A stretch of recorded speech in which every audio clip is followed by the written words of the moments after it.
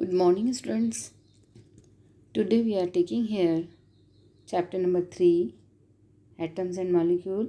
In this chapter number 3, this is lecture number 3, Atoms and its symbol.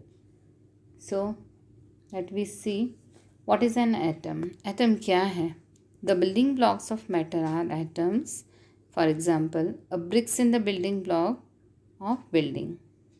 जैसे ये जो building होती है इसके जो बेसिक यूनिट होता है वो क्या होता है? ब्रिक्स होती हैं, छोटी छोटी ब्रिक्स से मिलकर के पूरी बिल्डिंग बनती है। ऐसे ही छोटे छोटे एटम से मिलकर के पूरा मैटर बनता है। Then how big are atoms? Atoms कितने बड़े होते हैं? एक्चुअली जैसे ब्रिक होती तो ब्रिक तो हमको दिख रही है, बट एटम्स तो हमको नहीं दिखते। They are very small. So atoms are very small. They are smaller than anything that we can imagine or compare with. इतने छोटे होते हैं कि आप उनको किसी से कंपेयर कर ही नहीं सकते। सबसे जो छोटा वाला पार्टिकल होता है वर्ल्ड का वो क्या है? हमारे atoms. Even whole universe is made up of atoms. जितना भी हमारी यूनिवर्स की जितनी भी चीज़ें हैं क्या होती हैं? छोटे छोटे एटम से मिलकर के बनी होती हैं. Atomic radius is measured in nanometre. और यदि हम इसका मेज़रमेंट लेते हैं तो इसकी यूनिट कौन सी लेनी पड़ती है हमको? नैनोमीटर. और nanometre 1 nanometre is equal to कितना है? 10⁻⁹ मीटर. मतलब 10⁻⁹ मीटर यदि हम लेते हैं तब वो 1 नैनोमीटर के बराबर होता है. जैसे यहाँ एक एग्जाम्पल दिया है, साइज़ ऑफ हाइड्रोजन एटम जो है, साइज़ ऑफ हाइड्रोजन एटम कितना होता है? 10⁻⁻10 मीटर. मतलब ये 1 नैनोमीटर से भी छोटा होता है हाइड्रोजन का एटम. यहाँ पे देखो ये पिक्चर दी हुई है कुछ. तो जैसे ये एक्चुअली ये जो पिक्चर, ये जो फ़ोटोज़ बनाई गई हैं इनमें सबसे छोटा वाला जो दिख रहा है, ये दिख रहा है आपको यहाँ पे, ये वाला सबसे ऊपर. एक बार मैं पॉइंट करती हूँ, ये वाला, ये है हाइड्रोजन. तो हाइड्रोजन एटम ये तो अभी हमको यहाँ पे हमको क्योंकि आपको सिम्बलाइज करना था, आपको बताना था, इस वजह से ये दिख रहा है. अदरवाइज़ वो हमारी नेकेड आई से हम नहीं देख सकते. ठीक, तो ये कुछ अदर एग्जांपल्स भी हैं. अभी बहुत सारे एलिमेंट आएंगे, आप लोग धीरे धीरे करके पढ़ेंगे. तो ये सारे एलिमेंट्स के साइज़ के अकॉर्डिंग, जैसे जैसे ये एलिमेंट पीरियडिक टेबल है ये, तो इस पीरियडिक टेबल में इसकी साइज़ के अकॉर्डिंग एलिमेंट्स को इस तरह से रखा गया है. ठीक, अब इसके बाद में नेक्स्ट है डाल्टन्स एटॉमिक सिंबल. अब क्वेश्चन ये आया कि पहले के समय में जब डिस्कवरीज हो रही थी उस समय पर धीरे धीरे करके नॉलेज हुआ कि हाँ कोई एलिमेंट चीज़ भी है, और एलिमेंट है तो उसके कुछ अपने पर्टिकुलर एटम्स भी हैं. तो सबसे पहले एटम को लेकर कि एटम को हम किस तरह से रिप्रेजेंट करेंगे, तो उसके कुछ सिम्बल्स बनाए गए थे. तो और किया किसने था वर्क? ये किया था डाल्टन ने. तो Dalton was the first scientist to use the symbol for elements in a very specific sense. बहुत ही अच्छे तरीके से उन्होंने बताया. यहाँ पे ये एग्जांपल दिए हैं, मैं आपको भी हाईलाइट करके बताऊंगी. तो when he used a symbol for an element he also mean that the definite quantity of that element that is 1 atom of that element. इसका मतलब ये हुआ कि जब उन्होंने एलिमेंट को शो किया, जैसे देखिए यहाँ पे दिया है डाल्टन्स एटॉमिक सिंबल. अब इस सिंबल में यदि हम देखें कि इस सिंबल में एक्चुअली हो क्या रहा है, हाइड्रोजन दिख रहा है आपको, हाइड्रोजन लिखा हुआ. तो हाइड्रोजन को के लिए उन्होंने एक सर्कल लिया और बीच में एक डॉट लगाया. कार्बन के लिए एक सर्कल लिया, उसमें छोटी छोटी ढेर सारी डॉट्स लगाई. ऐसी ऑक्सीजन में सिंपल एक सर्कल लिया, कहीं कुछ भी उन्होंने कुछ भी पॉइंट आउट नहीं किया. फॉस्फोरस में देखो इस तरह से सर्कल के बीच में ट्राइंगल टाइप दिख रहे हैं. फिर सल्फ़र में देखिए एक प्लस वाला साइन है. आयरन में आई लिखा हुआ है, कॉपर में सी लिखा है, लेड में एल लिखा है ना, सिल्वर में एस है, गोल्ड में जी है. और छोटे छोटे से देखो स्पाइक्स टाइप के बने हुए हैं यहाँ पे. और इस स्पाइक्स में भी पर्टिकुलर इसके नंबर्स हैं. यदि काउंट करें आप तो 1 2 3 4 5 6 7 एंड 8. देन प्लेटिनम है, इसको पी से सिम्बलाइज किया गया. एंड देन मरकरी में यहाँ पर पॉइंट्स बनाए गए थे. तो इस तरह से ये इन्होंने ये पर्टिकुलर एलिमेंट्स को के एटम को सिम्बलाइज किया था. और सबसे पहले वर्क इस पे किसने किया था? ये थे डाल्टन.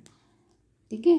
नाउ नेक्स्ट, इसके बाद जब सिंबल दिए गए, डाल्टन ने दिया, इसके बाद में फिर धीरे धीरे करके उन एलिमेंट्स के नाम भी रखे गए थे। तो नेमिंग ऑफ एलिमेंट कैसे हुआ? In the beginning the name of element were discovered from the name of place. मतलब सबसे पहले वहाँ जिस जगह किसी एलिमेंट को डिस्कवर किया गया था उसका नाम उसके प्लेस के बेस पे रखा गया कि वो किस जगह पर फाइंड आउट हुआ, है ना। जैसे for example copper was taken from Cyprus, क्योंकि साइप्रस में सबसे पहले कॉपर फाइंड आउट किया गया था। ये कॉपर सब लोग को दिख रहा है यहाँ पे, तो इसका नाम साइप्रस रखा गया, राइट। देन सेकंड आया है नेमिंग ऑफ एलिमेंट का। सेकंड एक और बेस्ट एग्जांपल है, तो some names were taken from specific colour. तो पहला तो प्लेस के बेस पे दे दिया गया था कुछ एलिमेंट्स के नाम। अब कुछ एलिमेंट के नाम किस बेस पे दिए गए कि उसके पर्टिकुलर कलर्स होते हैं। जैसे example gold was taken from English word meaning yellow, क्योंकि गोल्ड येलो कलर का होता है, इस वजह से इंग्लिश मीनिंग इसकी क्या होती है? गोल्ड, इसलिए उसका नाम क्या रखा गया? गोल्ड। सो थर्ड और सबसे most important IUPAC system. IUPAC system जो होता है इसका फुल फॉर्म देखिए यहाँ पे है, international union of pure and applied chemistry. इस वर्ड को आप लोग को लर्न करना है, कई बार ये MCQ में पूछा जाता है, ठीक है। Now they IUPAC approved names of elements. अब क्या हो रहा है एक्चुअली कि पहले के समय में उन्होंने रख दिया अपने अपने हिसाब से, लेकिन अब जो नेमिंग हो रही है वो किसके अकॉर्डिंग होती है? हमेशा IUPAC के ही अकॉर्डिंग होती है। और ये IUPAC पूरे इंटरनेशनल लेवल पे चलता है और ये सभी लोग इसको फॉलो करते हैं। Many of the symbols are the first one और 2 letters of the element name in English. तो किसी भी एलिमेंट का जो नाम होता है इंग्लिश में, उसका फर्स्ट लेटर या तो फर्स्ट लेटर लिया जाता है या कहीं कहीं पर 2 लेटर्स लिए गए। तो first letter of symbol is always written as capital letter and the second letter is smaller one.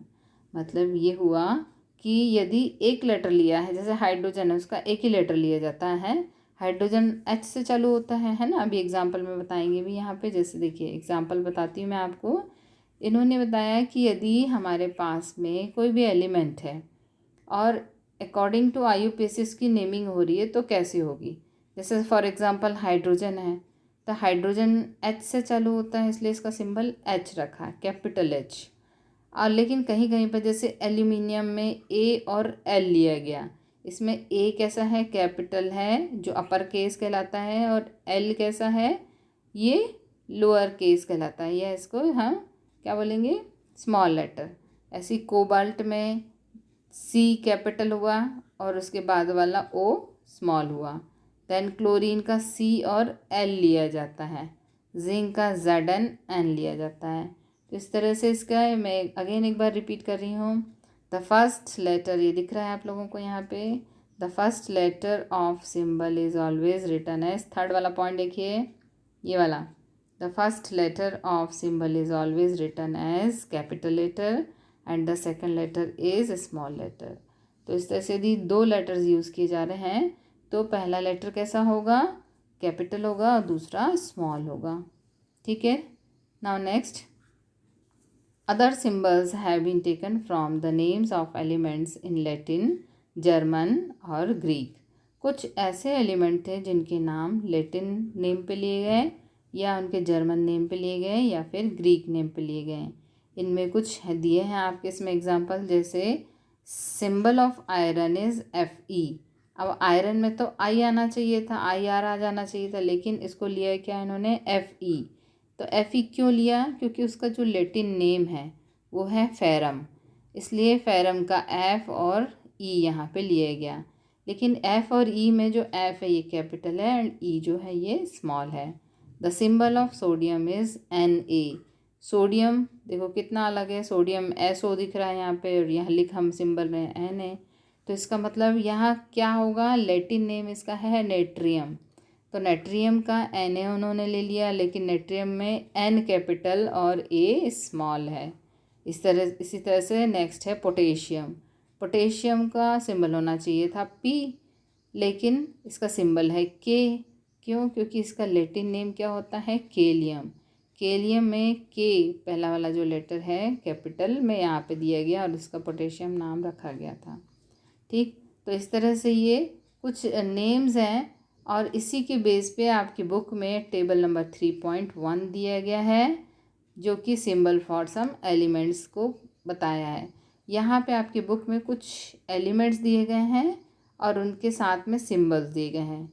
ये आप लोगों को लर्न करना ज़रूरी है क्योंकि इसी के बेस पर जो नेक्स्ट वाला हमारा लेक्चर है वो डिपेंड करता है। तो कल तक ये आप लोग को पूरी टेबल लर्न होना चाहिए। ठीक है। Now assignment. Why is it not possible to see an atom with naked eyes? Number 2. Write the symbols of elements given in table 3.1 and learn them. आपको 3.1 वाले जितने भी सिम्बल्स हैं उनको लिखना भी है और साथ में उनको लर्न भी करना है। Okay, so thank you student.